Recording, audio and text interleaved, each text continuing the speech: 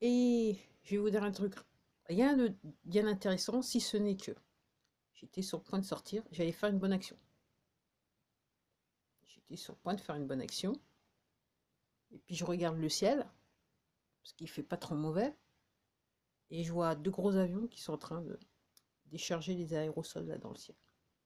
Là, j'ai remarqué que depuis quelques temps et depuis quelques jours, c'est réellement des gros avions qui déchargent la mer.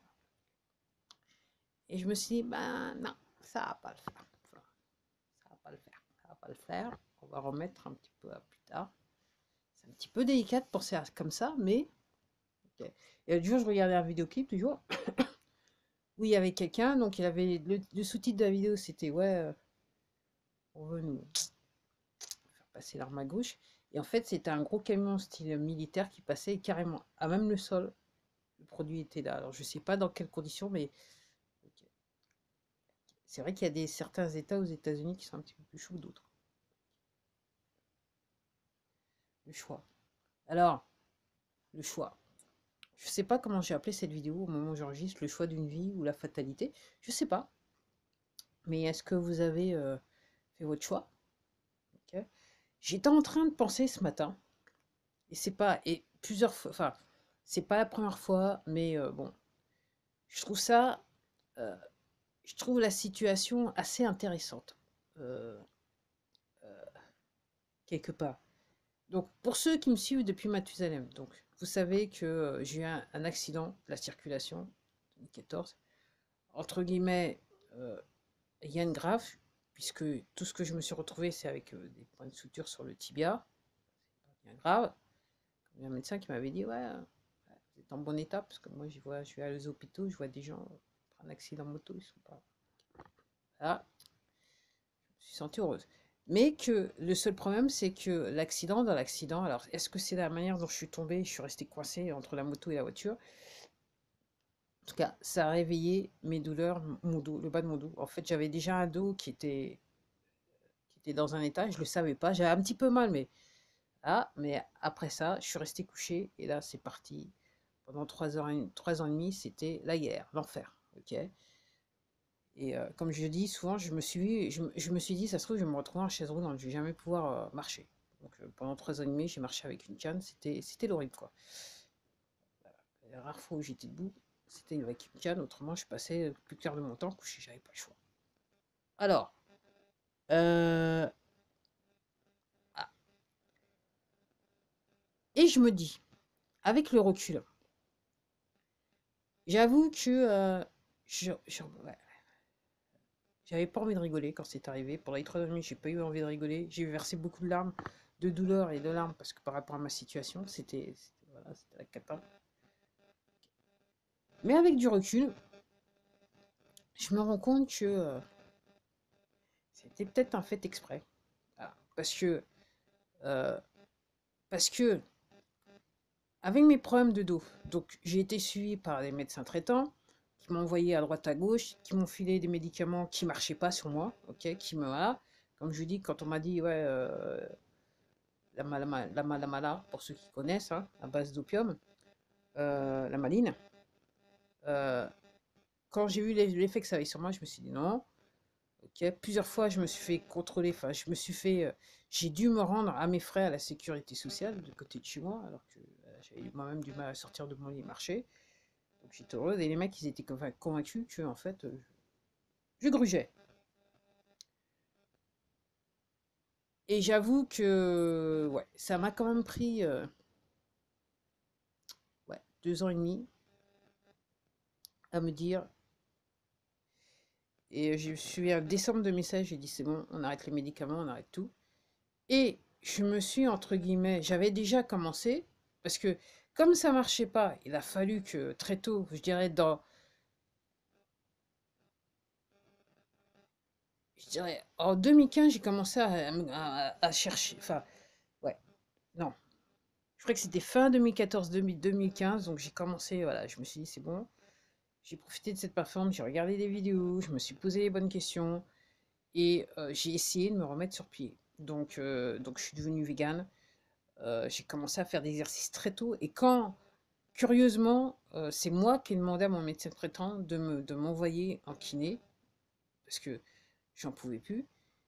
Je me suis dit: «Il faut bien» et en fait, quand je suis arrivée en kiné, parce que j'avais eu mon médecin traitant, je lui disais: «Bon, je faisais l'exercice», il m'a dit: «Oui, surtout pas». Je suis passée en kiné. Quand le kiné m'a voilà, donc il m'a dit: «Il faut faire certains exercices» et je lui ai dit: «Moi, j'en fais de toute façon» et quand je lui ai expliqué l'exercice que je faisais de moi-même, parce que je m'étais renseignée, il m'a dit: «C'est très bien, il faut continuer, très bien. Faut pas s'acharner, il faut y aller, enfin, mais il faut pas, mais c'est très bien, il faut continuer comme ça». Donc en gros, je me suis sortie de l'ornière un petit peu toute seule. Alors, dans le sens que le gros du travail, je l'ai fait par ma la kiné, donc aussi bien les massages que, ah non, piscine quand même, ça m'a aidé dans la mobilité, ça m'a permis de sortir du lit, mais j'avoue que la totale s'est fait, j'avais des séquelles. Je me quand j'ai pu sortir de mon lit, j'étais pas bien, je pouvais encore pas tout faire et j'avais du mal à me voilà, j'avais du mal à bouger. Je sentais que, ouais, dès que je faisais un truc, de toute façon, c'était bon. Je partais dans la douleur. Et j'avoue que c'est je crois que c'était fin 2019, quand j'ai regardé ce documentaire qui s'appelait Bikram Yoga. J'ai découvert du yoga et je me suis mise à faire du yoga. Comme je dis à la première séance, c'est bon. Je sentais que mon corps, il y avait quelque chose qui n'allait pas. Et en fait, ça m'a remis en place, je dirais, quelque part. Alors, la première séance, je m'en souviendrai toujours parce qu'après, je pouvais pas faire grand-chose. Mais le peu que j'ai fait, quand j'ai voulu me relever, je tenais plus sur mes jambes. J'ai dû me poser quelques minutes parce que j'arrivais plus à tenir sur mes jambes. Et depuis, j'ai retrouvé ma mobilité. On n'a pas, enfin, quand vous me regardez, j'ai une mobilité d'enfer, je suis souple et compagnie. Ok, mais je sais qu'il y a certaines choses, faut y aller mollo, faut pas, voilà, il y a des choses qu'il vaut mieux éviter, ok. Mais je me suis remis sur pied. Et pourquoi je vous dis ça? C'est que tout ce temps, et je me souviens quand j'étais plus jeune, donc j'avais une vingtaine d'années, je me suis dit, je vais aller vivre à l'étranger, comme ça je vais apprendre l'anglais, avant de rentrer sur le marché du travail français. Donc je suis partie, j'ai vécu 12-13 ans à l'étranger, parler l'anglais, parler l'anglais. Et c'est un truc que j'avais dans la tête. À l'époque, j'étais obsédée, il fallait. Ok. On parlait de l'Union européenne et tout ça. Et moi, je me suis dit, il faut que j'apprenne l'anglais. Donc, je suis partie. Je me suis dit, et je me suis rendu compte quand je suis arrivée comment j'avais rien fait à l'école. Quoi. Pas faire grand chose parce que l'anglais, je touche. Bref. Donc là, maintenant que je vous parle, là, donc vous avez compris. Donc, comme je vous dis, pour ceux qui sont abonnés, donc c'est vrai que le gros de mes recherches se font en version anglaise. Donc là, les vidéos, les bouquins et compagnie. Ok. Alors, pour ceux qui comprennent, ok, je pense que je suis plus ou moins en train de vous dire, vous parler un petit peu quelque part de spiritualité. Ok. Tout ça pour ça. Dans la situation où là on se trouve là réellement, moi ce que j'en conclus, si j'avais pas eu cette idée fixe d'aller apprendre l'anglais, pourquoi je vous dis cette idée fixe? C'est qu'en fait, quand j'ai voulu chercher pour mon dos, j'ai trouvé le gros de l'information sur des sites anglophones. Sur cette plateforme et après je suis partie sur des sites internet, c'est des sites, des informations en langue anglaise. Si j'avais pas parlé l'anglais, alors je dis pas que j'aurais pas trouvé, mais je pense pas que j'aurais trouvé ce monceau d'informations comparé à quand j'ai recherché, quand j'ai un petit peu cherché version française, c'était un petit peu délicat. Mais version anglaise, à cause de cette plateforme et d'autres des sites internet, j'ai pu trouver l'information que je voulais, j'ai pu entre guillemets me remettre sur pied. Okay. Après, par rapport à ça, c'est pour ça que je sais pas si je dois faire choix de vie ou la fatalité, ou la destinée, peut-être c'est la destinée. Euh, quand, en mars 2020, donc moi j'avais entendu parler de l'affaire en Chine, ils en parlaient déjà fin octobre. Fin 2019, ils en parlaient. J'avais entendu parler de ces ces PDG américains qui soudainement démissionnaient. Tout le monde se demande comment c'est possible. J'avais entendu parler de la chose, je me suis dit, bon, ça reste en Chine, c'est pas un souci. Et quand en mars Donc, j'étais sur cette plateforme, hein, c'est comme ça que j'y suis. Quand en mars, ils nous ont dit, OK, il faut rester chez nous, je me suis dit, wow, moi, je pensais que c'était honnêtement, quand j'ai dû ça, par rapport aux circonstances, je ne sais pas s'il y avait un problème au niveau économique dans le monde, un truc comme ça. Moi, quand j'ai premièrement entendu parler de ça, en France, je me suis dit, tiens, c'est quand même convenient par rapport aux problèmes qui existent là, qu'on a actuellement. C'est assez intéressant qu'on arrive avec ça et que on essaye de, quelque part, on essaye de faire peur aux gens. Quelque part, on met ce sujet au premier plan. Je me souviens, j'avais partagé ça, mon propos, avec un voisin.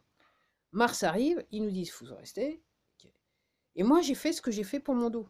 Quand j'ai compris, je me suis dit, ah, bah, si on me confine, c'est que là, c'est sérieux.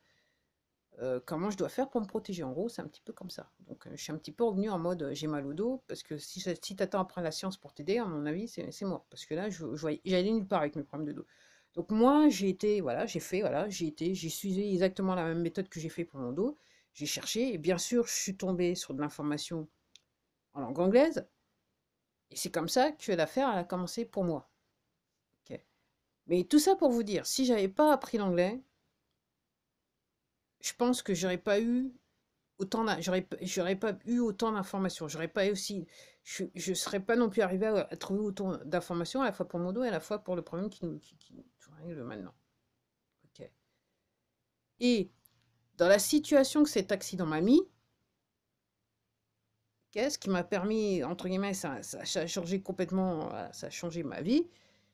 Je n'aurais pas eu le temps, si j'étais pas dans la situation dans laquelle je suis, qui est pas non plus idéale, mais quelque part qui me convient, dans le sens que j'ai pu, même avec ou sans confinement, avec mon dos, mes problèmes de dos vont rester dans mon lit, j'ai pu avoir le temps matériel entre mes mains pour faire des recherches, à mon rythme.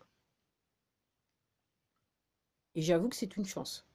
Parce que effectivement, je me pose la question, et je l'ai dit dans plusieurs vidéos, si effectivement j'avais, entre guillemets, un job normal, à temps normal, même à temps partiel, ou j'ai tellement fait de temps partiel dans ma vie que voilà, même à temps complet, je sais pas si j'aurais eu le temps ou d'idées de faire les recherches que j'ai faites.